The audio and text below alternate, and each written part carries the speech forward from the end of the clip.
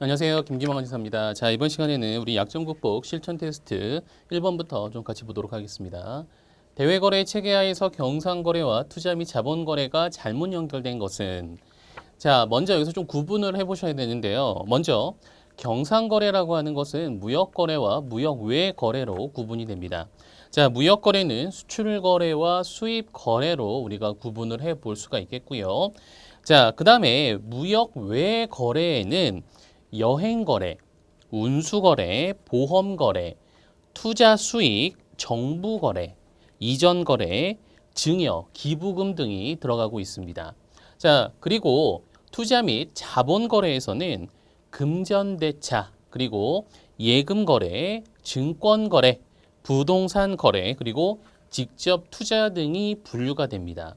자, 그래서 살펴보시면 먼저 경상거래에서는 보험거래, 수입거래, 정부거래, 이전거래가 있는데 이 중에서 1번, 3번, 4번 같은 경우는 우리가 무역 외 거래라고 볼 수가 있겠고요. 이번에 나와 있는 수입 거래 같은 경우는 우리가 무역 거래의 수입 거래로 우리가 분류를 해볼 수가 있겠습니다. 자, 그다음에 투자 및 자본 거래 보시면 금전, 증권, 부동산 거래 같은 경우는 투자 및 자본 거래에 해당이 되는데 투자 수익 같은 경우는 경상거래 중에 무역 외 거래에 해당이 됩니다. 자, 그래서 여기서는 4번이 잘못된 설명으로 우리가 볼 수가 있겠습니다. 자, 2번. 다음 중 ICC 올리스크에 대한 설명을 옳지 않은 것은 전 위험 담보 조건의 적하 약관으로서 특정의 면책 위험을 포함한 모든 위험을 담보하는 것이다. 올 리스크는요, 구협회 적하 약관입니다. 그렇죠? 구협회 적하 약관 내에서 규정하고 있는 면책 위험을 제외한 나머지 모든 위험을 담보합니다. 자, 그래서 신협회 적하 약관으로 넘어오게 되면 ICCA와 같은 역할을 하는 것으로 볼 수가 있겠습니다. 구협회 적하 약관에서 통상적으로 정하고 있는 면책 위험이라고 하는 것은 전쟁 위험, 동맹 파업 위험 이런 것들을 들고 있고요. 좀 더 깊이 들어가게 되면 구협회 적하약관 같은 경우는 영국해상보험법 MIA와 같이 사용이 되고 있기 때문에 협회 적하약관에서는 규정을 하고 있지는 않지만 영국해상보험법에서 규정하고 있는 보험자 면책 위험을 제외한 나머지 위험에 대해서만 담보를 합니다. 참고적으로 알아두시면 될 것 같아요.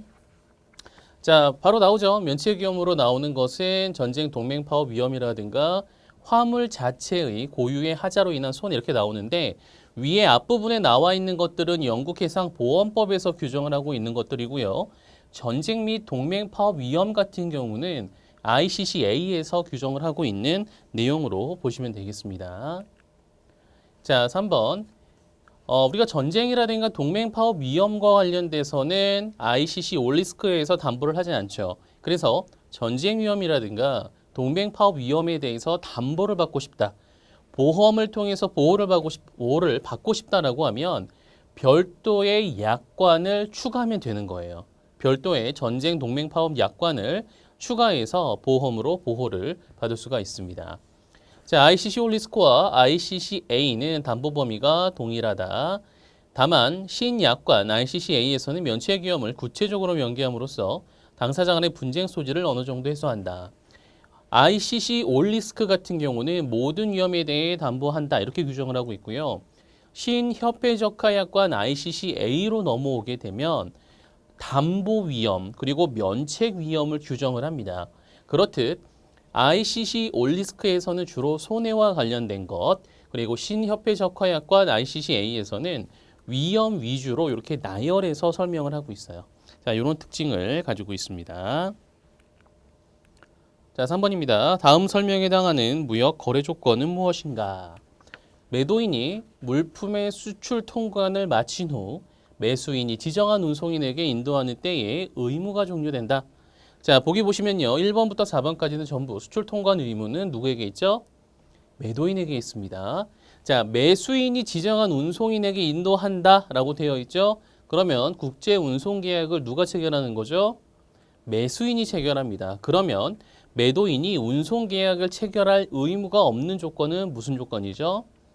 E그룹과 F그룹입니다. 자, 그럼 일단은 CIP는 탈락이죠. 그렇죠? CIP 같은 경우는 매도인이 매수인을 위해서 운송계약을 체결하고 운임도 선지급하고 그리고 보험료까지 선지급하는 조건입니다.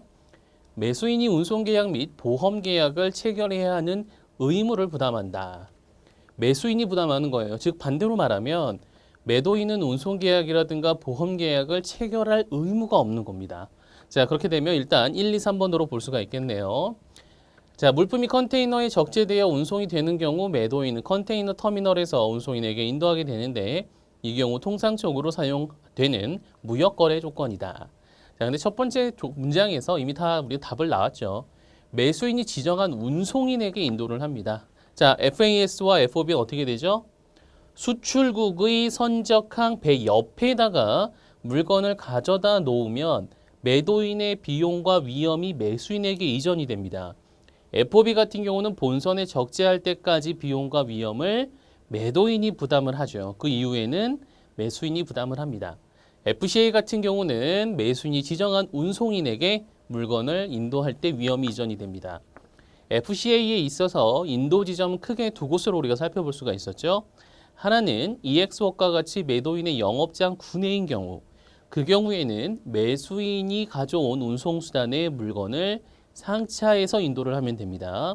자, 그리고 매도인의 영업장 구내가 아닌 기타 장소인 경우에서 매도인은 본인의 운송수단이라든가 또는 제3자의 운송수단을 이용을 해서 매수인이 지정한 운송인과 만나기로 한 장소까지 물건을 가져다 주면 됩니다. 그리고 본인이 가져간 운송수단으로부터 물건을 내리지 않고 그대로 인도하면 되는 조건입니다. 그렇죠? 자, 그래서 여기서는 정답은 우리가 1번으로 살펴볼 수가 있겠습니다.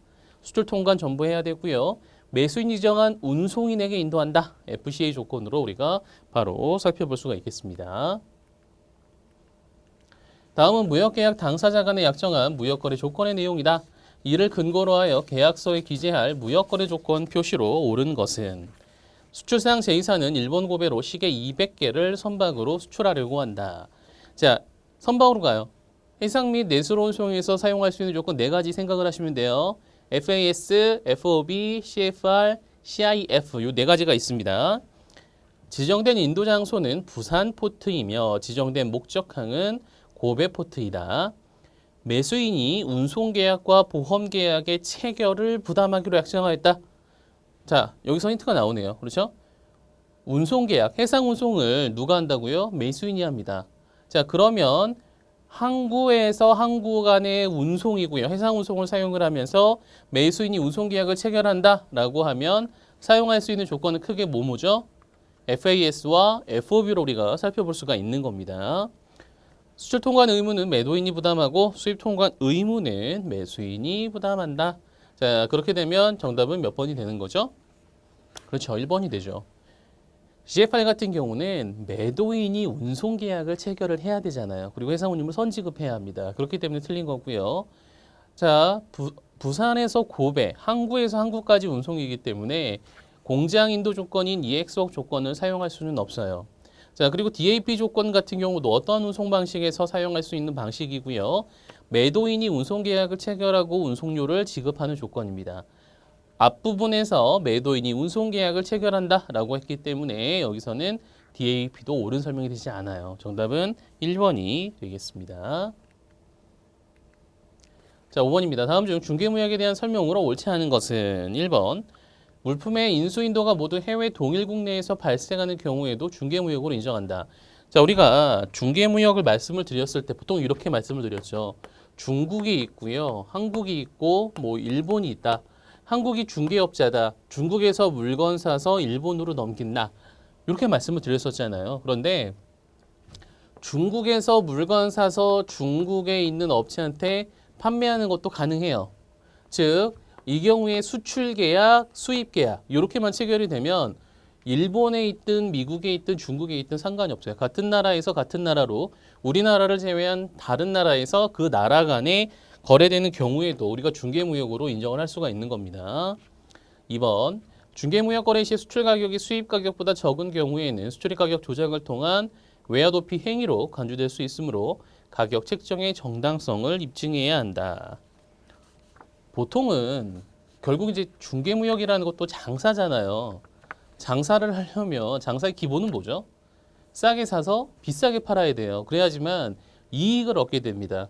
그런데 수출 가격이 오히려 수입 가격보다가 떨어지는 경우 있을 수가 있어요. 그래서 이러한 경우에는 우리가 입증을 해야 되는데 국내외 시장의 급격한 가격 변동이라든가 또는 수입 물품에 대한 가격이 급등할 것을 예상하지 못한 상태에서 거래의 특징으로 인해서 수출 가격이 수입 가격보다 낮아지는 경우. 그러니까 수출 가격을 고정을 시켜 놓은 거예요. 그런데 이 물건을 사기로 했는데 수입 가격이 갑자기 급등함으로써 어떻게 보면 계약은 했기 때문에 이행은 해야 되고 결국은 마이너스 거래를 해야 되는 그러한 경우가 생길 수도 있다라는 겁니다. 그래서 그러한 경우에는 입증을 해야 한다는 거죠. 그렇지 않으면 외화 도피 행위로 간주가 될 수도 있다. 이런 점입니다. 자, 3번. 중개무역 수출은 수출 실적은 수출 금액에서 수입 금액을 공제한 금액이다. 맞죠? 요만큼 차익을 얻는 거잖아요. 이게 수출 실적으로 인정이 됩니다. 중개무역에서 신용장 방식은 주로 백투백 LC가 사용이 됩니다. 우리가 베이비 LC라고 이야기를 하기도 하죠. 그렇죠? 토마스라든가 에스크로우 같은 경우는 주로 연계무역과 같이 사용이 됩니다. 수출과 수입을 같이 하는 그러한 연계무역에 대해서 적용을 하고 있고요. 중개무역 같은 경우는 주로 백투백 LC를 사용을 하고 있습니다. 자, 정답은 4번이 되겠죠?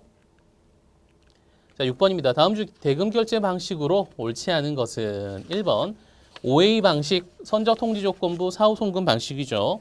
수출업체가 물품을 선적한 후 선적 서류 등을 수입상에게 인도하여야 수출 채권이 성립하여 대금 결제가 이루어진다. 자, 선적 통지 조건부 사후 송금 방식의 특징이 뭐죠? 선적했다라고 하는 사실을 통지하면 수출 채권을 성립을 해서 대금을 내고를 통해서 먼저 회수할 수도 있고 아니면 만기까지 기다렸다가 송금을 받을 수도 있다라는 점이었습니다. 그렇죠? 자, 선적 서류를 수입상에게 인도하는 것이 아니라 선적했다라고 하는 사실을 통지하면 된다. 그렇죠? 1번이 틀렸네요. 디퓨전스 환엄이 발행된다. 어떤 환엄이 발행이 되죠? 일람불 환엄이 발행이 됩니다. 자, 포페이팅, 현금을 대가로 채권을 포기 양도한다. 주로 대상이 되는 것들은 어떤 것들이었죠?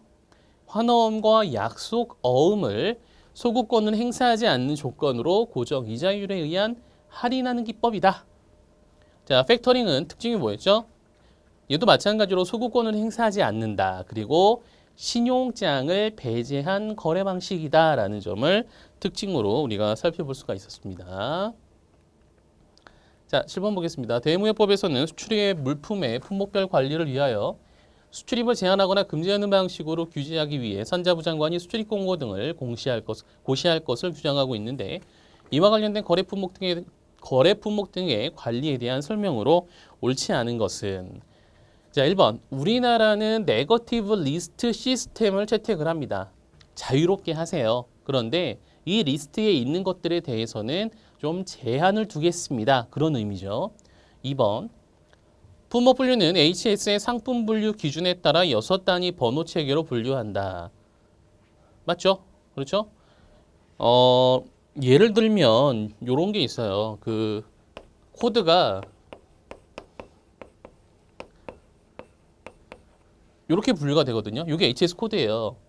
총 우리나라는 10자리를 쓰는데 요 앞에 6자리까지는 HS 협약에 가입된 국가들은 공통으로 사용을 합니다.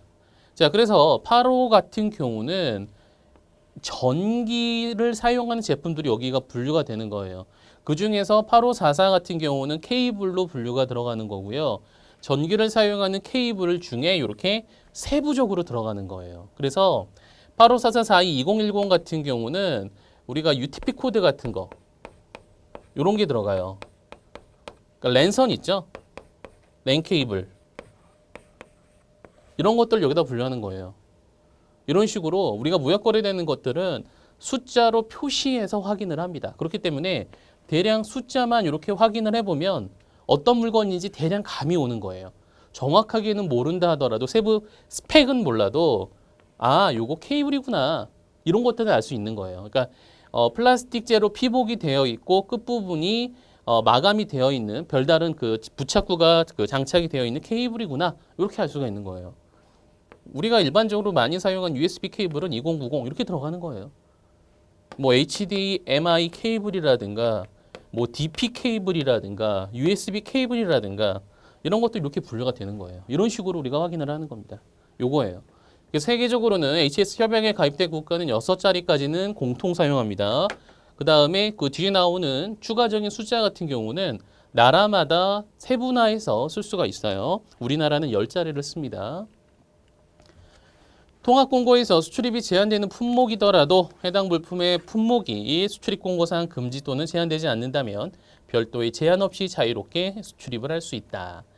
통합공고에 의해서 수출입이 제한되는 품목 같은 경우는 보통은 요건을 요구를 합니다. 그러니까 수입 요건이라든가 또는 수출 요건을 요구를 해요. 이러한 일정 자격을 갖출 것을 요구를 합니다. 자, 그래서 말씀드렸던 게 이런 거죠. 전기 제품류 같은 경우는 전기 안전 인증과 전자파 인증을 받아야 돼요. 그러니까 이런 것들을 요구하는 겁니다. 그래서 사전에 정밀 검사 등을 통해서 안전 검사를 받아서 이상이 없는 물건들에 대해서만 수입을 할 수가 있는 거예요. 자, 그래서 통합공고의 수출입이 제한되는 품목은 반드시 통합공고에서 요구하는 요건을 갖추어야 합니다. 자, 요 내용입니다. 그래서 3번이 잘못된 설명을 하고 있는 내용이죠. 그렇죠? 통합공고 전략물자 수출입고시 그리고 수출입공고에서 이야기하고 있는 요건에 하나라도 해당이 되면, 그러니까 만약 세 개가 다 걸린다 그러면 세 개를 전부 다 충족을 해야 돼요. 개념 어떤 개념인지 아시겠죠? 세 개 중에 한 개, 두 개가 대상으로 선별이 되었다. 다 충족해야 돼요. 그래야지만 수출 또는 수입을 할 수가 있는 겁니다. 외화익 등용 원료 기재를 수입하는 물품이 수입 제한 품목에 해당하는 경우 별도의 제한 없이 수입 승인을 받아서 할 수 있다. 결국은 국내에서 사용 소비하는 것이 아니라 외국으로 수출을 통해서 외화를 획득하는 행위이기 때문에 외화익 등용 원료 기재에 대해서는 이러한 제한을 좀 완화를 해주고 있다. 이렇게 보시면 되겠습니다.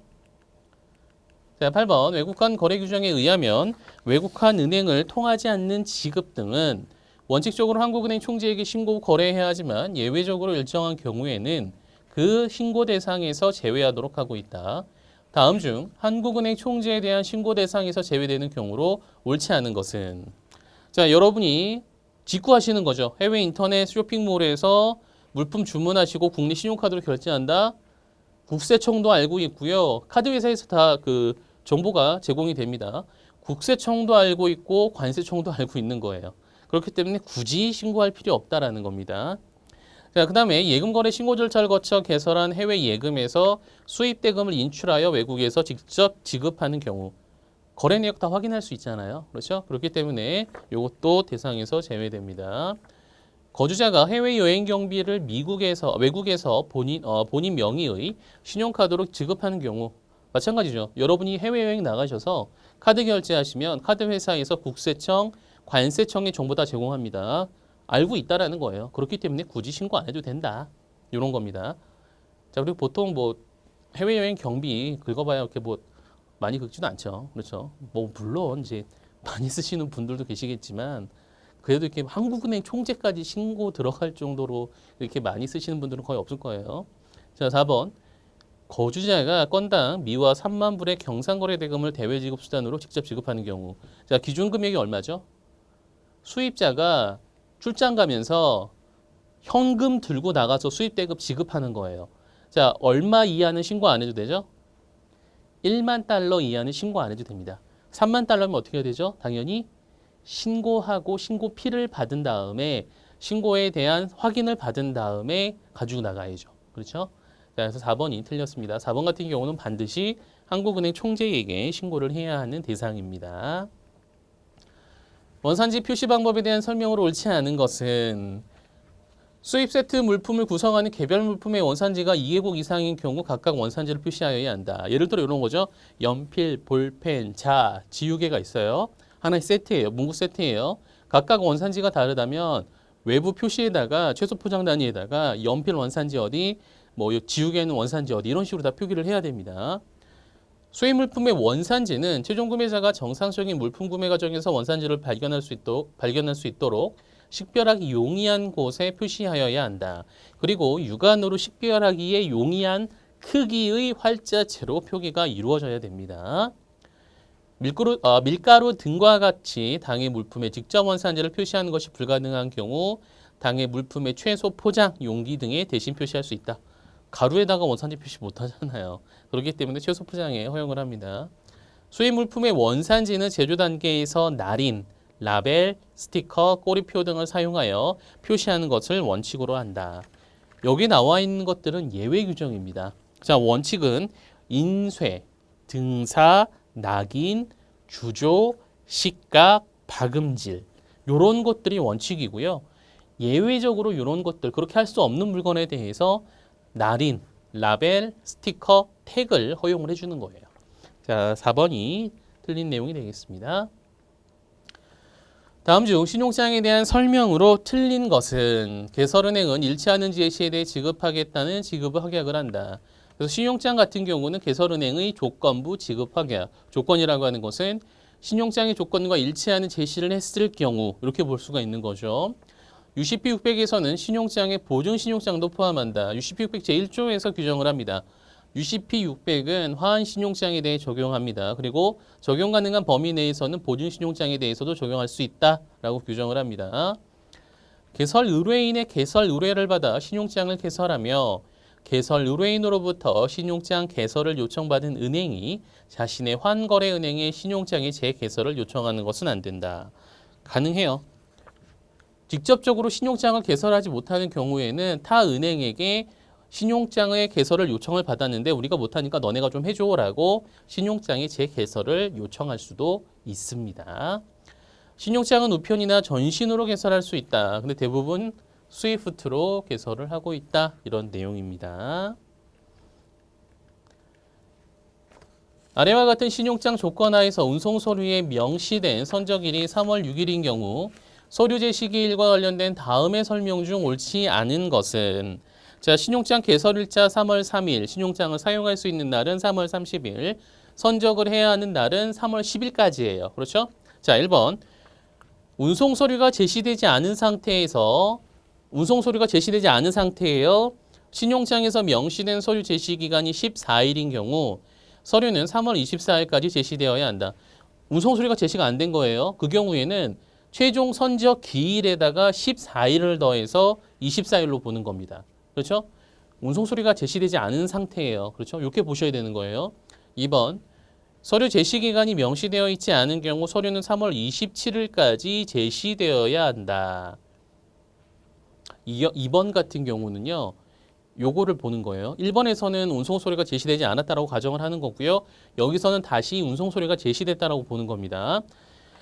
자, 3월 6일에 선적이 됐는데 서류 제시 기간이 명시되어 있지 않아요. 그러면 며칠이죠? 선적일로부터 21일이 되는 날까지 제시하면 돼요. 6일에다가 21일을 더해서 27일까지 제시하면 된다. 이렇게 보는 겁니다. 서류 제시 기간이 명시되어 있지 않고 실제 선적일이 3월 10일이라면 서류는 3월 31일까지 제시되어야 한다. 서류 제시 기간이 없어요. 실제 선적이 3월 10이에요. 그럼 여기다가 21일을 더하면 3월 31일이죠. 맞죠? 맞나요? 틀렸죠. 왜 그렇죠? 신용장의 유효기일이 3월 30일까지잖아요. 어떠한 경우라 하더라도 서류를 제시하는 기간은 유효기일을 넘길 수가 없어요. 그렇기 때문에 3월 31일까지 서류를 제시를 하면 되는 것으로 보이지만 유효기일이 30일이기 때문에 30일까지 서류를 제시해야 하는 겁니다. 31일에 제시를 하면 이 신용장을 사용할 수가 없게 되는 거예요. 서류 제시 기간을 명시하지 않은 신용장에서 운송중개인의 수령 증명서의 제시만을 요구한다면 서류는 3월 30일까지 제시되어야 한다. 자, 운송서류 원본 한 통 이상을 요구하는 서류와 관련돼서 제시와 관련돼서 별도의 제시일이 표기가 되지 않았다면 선적 후 21일입니다. 자, 이때 말하는 운송서류라고 하는 것은 UCP 600 제19조 내지 25조에 해당하는 운송서류입니다. 그렇죠? 비유통성, 해상화물 운송장, 선화증권, 용성계약부 선화증권, 항공운송서류 이런 것들이잖아요. 그렇죠? 그런데 운송중개인의 수령 증명서는 19조에서 25조에 해당하는 서류에 해당이 되지 않아요. 그렇기 때문에 19조 내지 25조에 해당하는 운송서류 원본 한 통 이상을 요구하는 제시와 관련된 서류 제시 기간 21일의 규정을 적용받지 않는 거예요. 그렇기 때문에 이 경우에는 유효 기일인 3월 30일까지만 제시하면 되는 겁니다. 자, 이렇게 보는 거예요. 자, 그래서 정답은 3번이 되겠죠? 다음에 신용장 번호 부여에 대한 설명으로 틀린 것은, 자, 맨 앞에 보시면 M이라고 되어 있죠. 자, M은 import예요. 그러니까 수입과 관련된 내용입니다. 자, 수입 신용장에 관한 표시고요. 뒤에 3.5가 나오죠. 자, 3.5라고 하는 것은 개설은행에 부여되는 고유번호입니다. 자, 그래서 개설은행의 고유번호 3.5로 볼 수가 있겠고요. 그 다음에 01이 나오는데요.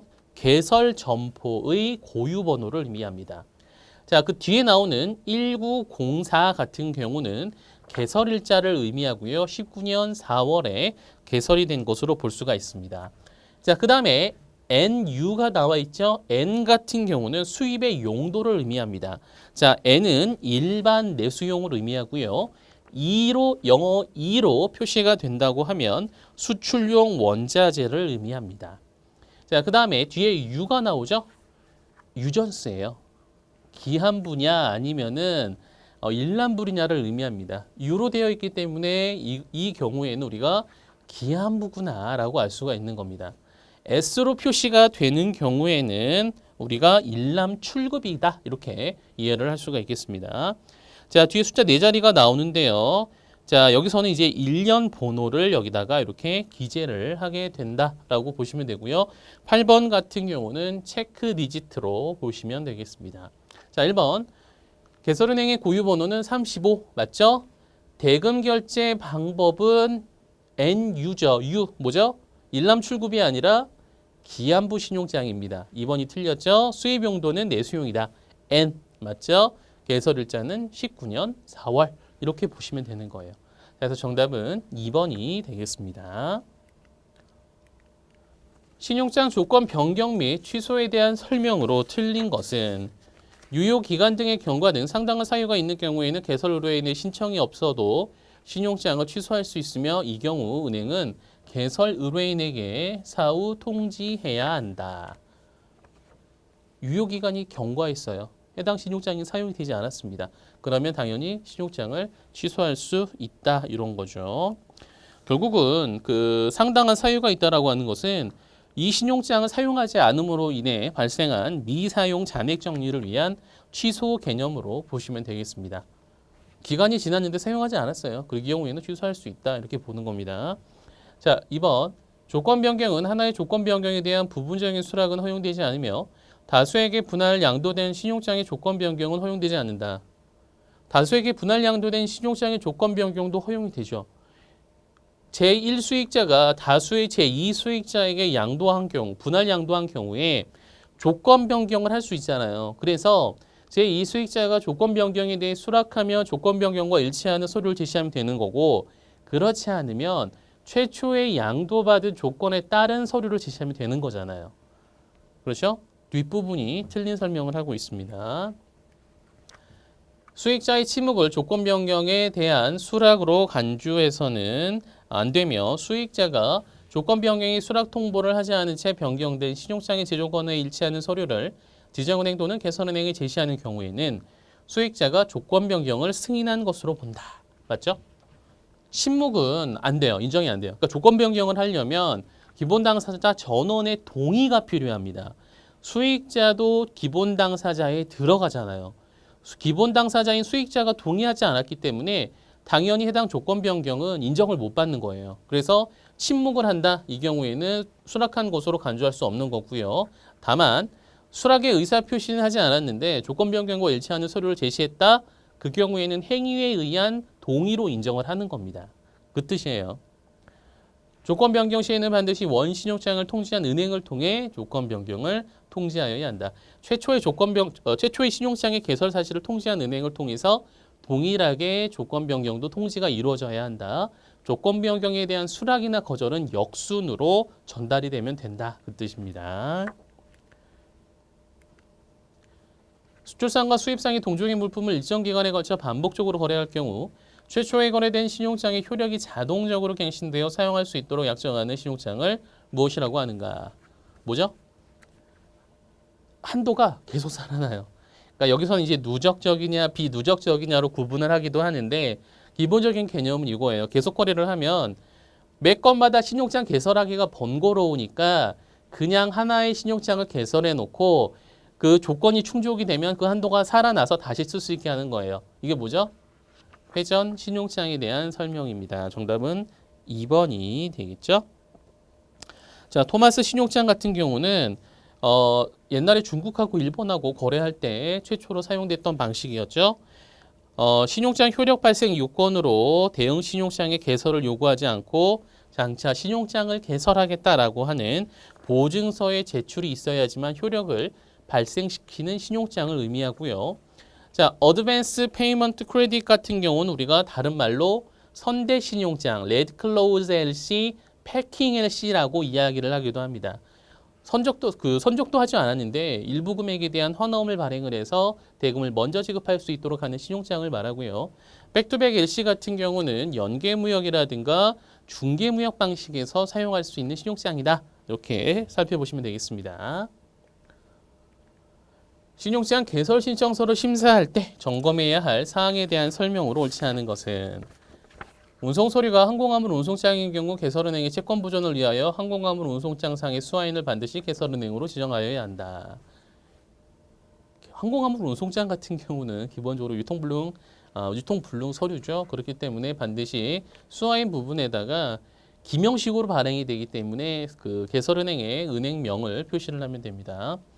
무역거래 조건 중 FOB, FAS, FCA 조건에서는 수출상의 부보 의무가 없기 때문에 신용장상의 보험 서류의 제시를 요구하지 않는다. 누가 할 수 있죠? 매수인이 본인의 위험을 위해서 가입할 수가 있죠. 매도인은 보험에 가입해야 할 의무가 없기 때문에 당연히 신용장상의 수출자한테 보험 서류 제시하세요라고 요구를 할 수 없다라는 겁니다.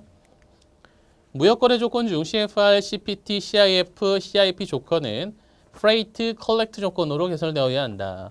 수출자가 수출지에서 선지급하는 조건들이죠. 그렇게 되면 어떻게 표시하죠? Freight Prepaid 선지급으로 표기해야 합니다. 신용장의 권리를 양도할 수 있도록 개설하기 위하여 신용장상의 Divisible, Fractionable과 같은 용어를 사용하였다면 양도 가능 신용장으로 보지 않는다. 양도 가능 신용장으로 보기 위해서는 어떤 용어만 쓸 수 있죠? 그렇죠. transferable이라는 용어만 써야 되고요. 나머지 용어는 인정이 되지 않습니다.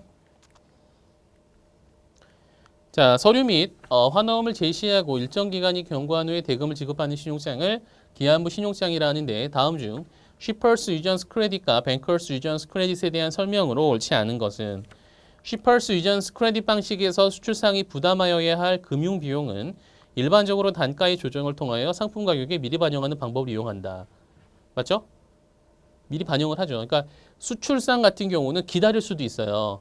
미리 내고를 안 하면 매입 의뢰를 안 하면 그냥 기다렸다가 만기에 돈 받으면 돼요. 그런데 보통은 만기까지 안 기다리고 내고를 하죠. 그렇죠?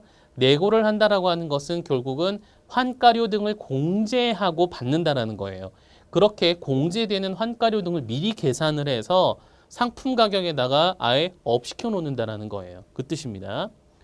은행의 인수 편의를 통하여 수출상은 일란불로 즉시 수출 대금을 지급받고 수입상은 수입 대금의 결제를 일정 기간 유예해 주는 방식을 뱅커스 유전스라고 한다. 맞죠? 이러한 은행의 인수 편의가 외국의 은행이 제공하면 오버시스 뱅커스 그리고 개설은행이 이러한 신용 공유를 해주면 도메스틱 뱅커스 유전스가 되죠. 그렇죠? 자, 3번입니다. 수입 대금의 결제를 유예해 주는 대가로 부담하게 되는 금융 비용에 대하여 Shippers Usance와 Bankers Usance는 모두 수출상이 거래은행에 지불하도록 되어 있다. 누가 부담하죠? 자, Shippers Usance 같은 경우는 수출상이 이러한 금융 비용을 부담을 하죠. 그렇죠. 그렇기 때문에 단가 등에다가 미리 다 반영을 시켜 놓는 거잖아요. 자, 그리고 Bankers Usance 같은 경우는 누가 부담하죠? 은행이 신용을 공유를 해줬다. 즉 수출자와 매입은행 등에게는 일란불로 지급해주고 수입자한테는 너네 만기에 갚어라고 어떻게 보면 자금을 대출을 해주는 거잖아요. 그렇기 때문에 그러한 비용은 결국은 수입상이 부담을 하게 된다. 이렇게 볼 수가 있는 겁니다. 자, 그래서 정답은 여기서 3번이 잘못된 설명이고요. 도메스틱 뱅커스 유전스 크레딧 방식은 수출상이 발행한 환원을 국내 인수은행이 인수 할인하기 때문에 AD 차지, 인수 수수료 및 할인료가 해외로 유출되지 않는다. 자, 이때 말하는 도메스틱 국내 은행은 개설은행을 의미한다라는 개념입니다. 그래서 AD 차지와 관련된 내용이 나오면 Overseas Bankers Usurance를 생각을 하시면 돼요. 자, 정답은 3번이 되겠습니다. 17번 보겠습니다. 신용장 결제 및 인수에 대한 설명으로 틀린 것은 개설 의뢰인은 개설은행에 서류가 도착한 날로부터 5영업일 이내에 결제 및 인수사 표시를 하여야 한다. 5영업일은 맞는데 기간이 어떻게 되는 거죠? 서류가 도착한 날이 아니라 다음 날이죠. 이 길로부터 5영업일 이내에 서류 심사에서 결제를 하거나 또는 인수의 의사 표시를 하면 되는 겁니다. 자, 1번이 바로 잘못된 설명이죠.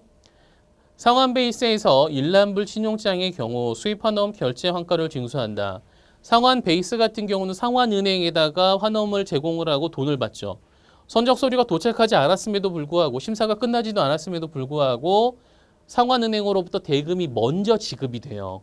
그리고 수입상으로부터 아직 대금 못 받았죠. 그 기간에 해당하는 이자 등을 보존하기 위해서 결제 환가료를 받게 되는 거죠. 신용장 대금은 원화 또는 외화로 결제가 가능하며 원화로 결제하는 경우 결제 당시 전신한 매도율을 적용을 합니다. 자, 송금 베이스에서 신용장 및 기한부 신용장의 경우 개설은행에 자금 부담이 없기 때문에 수입환원 결제 환가료 그레이스 차지를 징수하지 않는다. 상환 방식인 경우에 먼저 대금을 지급을 하기 때문에 이러한 비용들을 받는 거고요. 송금 베이스 같은 경우는 일단 나중에 서류 다 받고 나서 그 다음에 서류 심사하고 그리고 나서 나중에 보내잖아요. 그렇기 때문에 이러한 경우에는 수입환원 결제 환가료라든가 그레이스 차지가 발생될 필요가 없다라는 그러한 뜻입니다. 자, 그래서 수입환원 결제 환가료 그레이스 차지는 상환 베이스와 관련된다. 이렇게 정리를 해 놓으시면 되겠습니다. 자, 이번 시간 여기까지 살펴보고요. 다음 시간에 이어서 보도록 하겠습니다. 수고하셨습니다.